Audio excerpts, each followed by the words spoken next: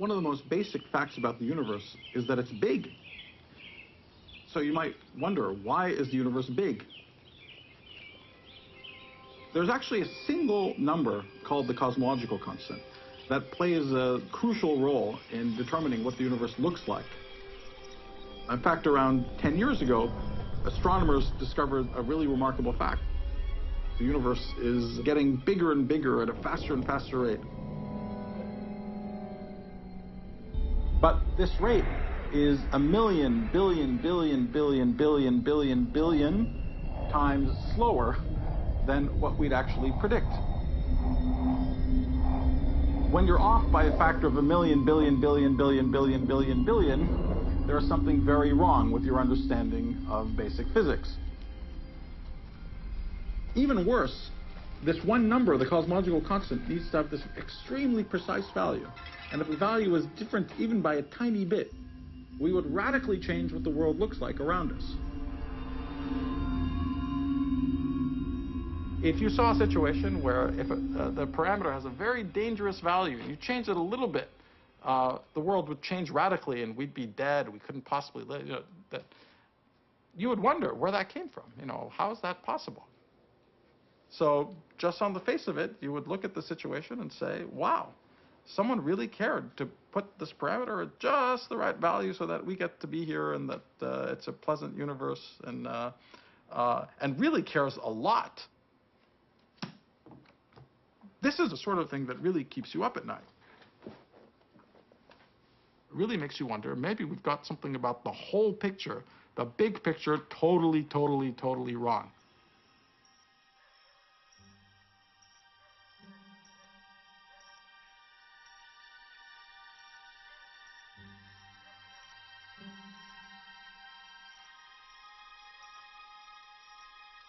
Before I went to elementary school, my mother started telling me biblical stories.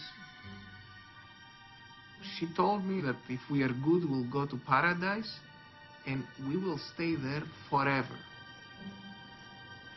And when she said forever, I started panicking. I kept asking, forever? Forever? Forever? You mean it never ends? Like you wake up and you know that then you go back to sleep and this never ends, never ends, never ends.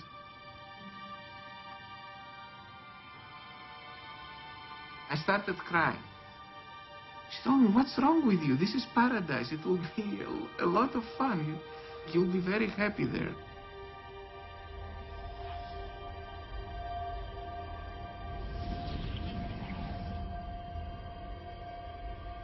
But this idea of eternity, something infinite, scared me.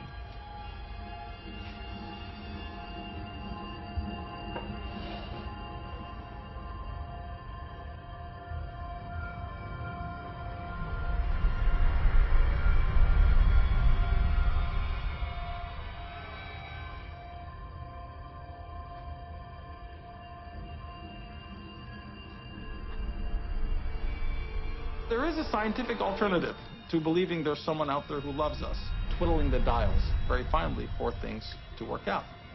And this alternative, said briefly, is that everything we see in our observed universe is actually a very small part of a much, much vaster multiverse. You might literally imagine that from some bird's eye point of view, if you went to enormous distances, you would see that our universe is actually a little pocket inside a vastly bigger space. In this picture, these mysterious numbers, like the cosmological constant, are actually basically random. And out there in the multiverse, next to us somewhere, is another region where these numbers take on some other random value. And then another region where they take on some other random value still. Only in a tiny sliver, minuscule part of this gigantic multiverse, for completely accidental reasons, do these numbers take on the very, very special values which allows structures to grow, stars to form, galaxies to form, ultimately things like us to form. This is the really opposite extreme interpretation of the presence of fine-tuning as intelligent designers. would want to give. If you believe that someone out there cares and twiddles the parameters so that you can exist, that puts our existence at the very core of reality. If you believe that our entire universe is a tiny little minuscule speck in a gigantic multiverse which is mostly lethal, that's a polar opposite philosophy for what the universe looks like. In fact, it's an idea that many physicists loathe because certain questions then become things that we will not hope to be able to understand. Nima is now an advocate for this idea that the laws of physics are different in different parts of this multiverse. That what we measure in experiments are not deep mysteries of nature, but they're just random accidents in our universe. That maybe even the Higgs itself is a random accident that has occurred in our universe and lets life exist, but has no explanation. In a sense, it's the end of physics. On the one hand, we have the direction that we've been on for the last 400 years towards increasing beauty, simplicity, symmetry, and a path that has time and time again paid off with deeper and deeper insights about the way the world works.